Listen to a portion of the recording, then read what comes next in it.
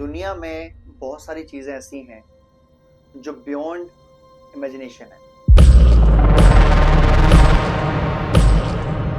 क्या ये सच है या क्या ये झूठ है, इसमें हर एक की अपनी अपनी राय है। बहुत से लोग ऐसा मानते हैं कि जो आत्माएं होती हैं, जो भूत होते हैं, जो पिशाच होते हैं, वो एग्जिस्ट करते हैं। और बहुत से लोग ये मानते हैं कि ऐसा कुछ नहीं है, ऐसी कोई एग्जिस्टेंस नहीं है, there is no negative energy. अब इसके पीछे आप लोग क्या राय होगी, आपके वो छोड़ता हूँ, पर मैं आपको एक बताना चाहता हूँ सच्ची घटना। तो दिल्ली के द्वारका सेक्टर 9 में, तो सेक्टर 9 अगर आप सर्च करेंगे गूगल पर तो आपको कई सारे ऐसे स्टोरीज मिल जाएंगे उसके बारे में, जो लोगों ने वहाँ पर फील किया है या उनके साथ जो अजीब अजीब घटनाएं घटी हैं उनके बारे में आपको पता लग जाएगा। ऐसी एक घटना घटी, तकरीबन बात है 2011-12 की। उस टाइम जो लोग दिल्ली में रहते हैं वो जानते होंगे कि जो सेक्टर 9 है वहाँ एक मंदिर है। उस मंदिर के बीच में बिल्कुल एक पीपल का पेड़ है और काफ़ी तिरछी सी रोड जाती है और जो जंगल टाइप की है ऑब्वियसली। तो 2013 में क्या हुआ कि वहाँ पर जा रहे थे हम और हमने देखा, रियलाइज किया कि पूरा जंगल है चारों तरफ, वहाँ कुछ भी नहीं है। तो जस्ट जैसे वॉक करते चल रहे थे, दोपहर का टाइम था, तकरीबन 2-2:30 बजे होंगे, और एकदम से एक लड़की रोड के बिल्कुल बगल में खड़ी, जो दिखने में काफी सुंदर थी, और चारों तरफ जंगल। आप मान लीजिए कि 5 किलोमीटर के एरिया में गाड़ी भी नहीं है, बाइक भी नहीं है, जस्ट एक रोड है, और शायद ही कोई बाइक निकलती या कार निकलती होती उस टाइम, जो उस रोड से निकलती होगी एक आध घंटे 2 घंटे में। अब हमको रियलाइज हुआ कि यार हम तो ये क्या हो रहा है, ये लड़की कहाँ से आ सकती है। तो कई बार मन में ऐसा आता है कि हो सकता है कोई किसी गलत टाइप की लड़की हो, या कोई चोर चक्की हो, या कोई उस तरीके से कोई किडनैप करने वाली हो, ऐसा हो सकता है लगा हमको। हम ट्रैवल करते रहते आगे चले, हम वॉक कर रहे थे नॉर्मली, हम अपना कहीं से आ रहे थे पैदल पैदल, क्योंकि जैसा मैंने बताया आपको रूट नहीं था, ना बस थी ना कुछ और था, चीज़ें थी। तो ट्रैवल हम आगे बढ़े, उस लड़की ने पीछे से आवाज़ दी, सुनो। वो आवाज़ आज तक मेरे कानों में गूंज रही है। वो आवाज़ ऐसी थी कि जो किसी लड़की की मैंने नॉर्मली नहीं सुनी है।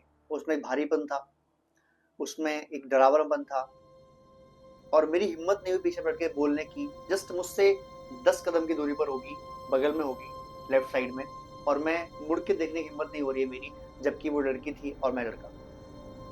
मैंने कोई रिएक्शन नहीं दिया, मैंने सुना अनसुना कर दिया, और मैं तकरीबन और वॉक करके 10 मीटर और आगे चला गया।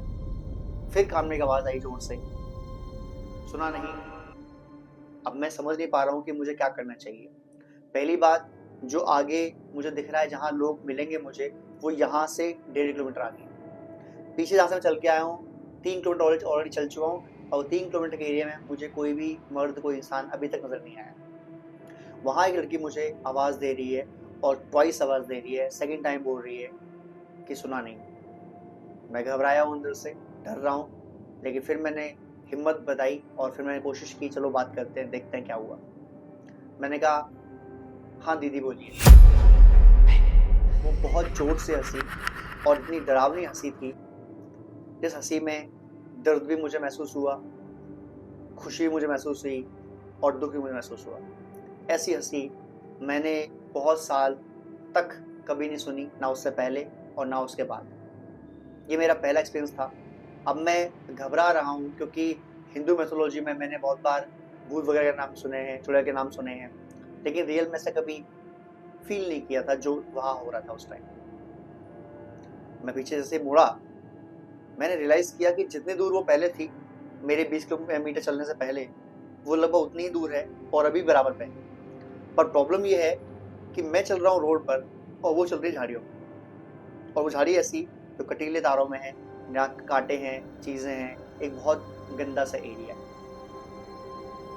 जिसमें हमें अगर चलना चाहे तो प्रॉब्लम हो जाए। वहां वो चल के आ रही है। अब हिम्मत तो नहीं हो रही है, लेकिन क्योंकि वो आवाज दे रही है मुझे बात करनी पड़ी। तो मैंने पूछा कि हाँ दीदी बोलिए। कुछ नहीं बोली, वो हंसती रही। और फिर मैंने अपना आगे मुंह सीधा किया, मैं चल पड़ा। 50 मीटर और चला, और वो एग्जैक्टली पीपल का पेड़ आ गया, जो मुझे उस टाइम तक नहीं पता था कि यहाँ डरावनी कोई चीज है, मुझे बाद में मालूम पड़ा। और वो लड़की फिर आवाज आई, सुन। पहले थर्ड टाइम उसने थर्ड वर्ड यूज किया, सुन। और मैंने फिर देखा तो फिर वो मेरे बगल में उतनी दूर थी जितनी पहले थी। तो मैंने कहा हाँ दीदी बोलिए।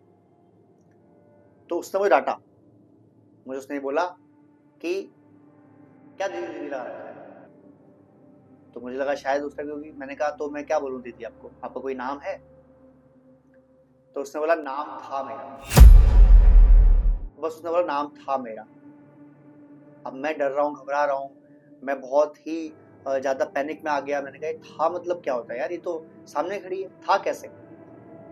अब मैं कुछ बोल भी नहीं पा रहा हूँ उसको। वो घूरती रही काफी देर तक, उसकी आंखों की जो चमक थी एकदम से लाल होने लगी और बहुत ही फियरिंग था मेरे लिए ये चीज। फिर मैंने कहा मैं दीदी जाऊं? तो कुछ बोली नहीं, हंस दी। मैं चल दिया वहां से। मैं 100 मीटर और आगे आया, मैंने पीछे मुड़ के देखा, वो वहीं खड़ी थी और मुझे घूर रही थी। और जब पीछे मुड़ के देखा तो जो उसने गंदी सी स्माइल दी, जो उसने डरावनी स्माइल दी, मुझे ऐसा लगा कि उसके दांत का शेप बढ़ रहा है। अब मुझे हो सकता है लगा हो, पैनिक में लगा हो सकता है ना ऐसा हुआ हो, लेकिन वो लड़की वही खड़ी थी जहाँ पीपल का पेड़ था। मैं जस्ते से बच के वहां से भागा और घर पहुंचा अपने। मैंने घर पर बताया नहीं डर के मारे कि हो सकता है मेरी मॉम डैड मुझे आगे से वहां भेजे ही ना उस तरफ, जबकि मेरा एग्जाम का एरिया वही है, मैं कैसे जाऊंगा। फिर मुझे लगभग 2-3 साल बाद, क्योंकि उस टाइम इंटरनेट बहुत महंगा था और हर एक किसी के पास अफोर्ड करने की कैपेसिटी नहीं थी इंटरनेट को, तो 2-3 साल बाद मुझे मालूम पड़ा कि द्वारका सेक्टर 9 दिल्ली में एक बहुत ही फेमस स्टोरी है कि वहाँ किसी लड़की का 2000 के आसपास रेप एंड मर्डर कर दिया गया था और वहाँ उसे छोड़ दिया गया था मरने के लिए। और वो लड़की बहुत से लोगों को वहाँ रियलाइज होती है या फील हुई थी, बिकॉज वो तड़पती है जब भी। अब एग्जैक्टली क्या इसके पीछे कहानी है, क्या मैं पैनिक कर गया उस टाइम, क्या मैं घबरा रहा था इसलिए मैं ऐसा फील हुआ, या सच में हुआ, मैं आज तक मैं इसके बारे में क्लैरिटी नहीं कर सकता। आप लोग क्या लगता है, क्या आपके साथ ऐसी कोई घटना हुई है 2001 से लेकर अब तक सेक्टर 9 द्वारका के अंदर? जो दिल्ली में रहते हैं वो जानते होंगे इसको। और कौन कौन मानता है भूत पिशाच होते हैं और कौन कौन नहीं मानता? आप क्या राय है, कमेंट कीजिए, शेयर कीजिए, सब्सक्राइब कीजिए। और ऐसी ही जो रियलिटी या अनरियलिटी स्टोरीज हैं, जो कुछ मेरे साथ हुई हैं, कुछ हमारे फ्रेंड साथ हुई हैं, इनको अगर जानना चाहते हैं तो कमेंट कीजिए। जय हिंद दोस्तों।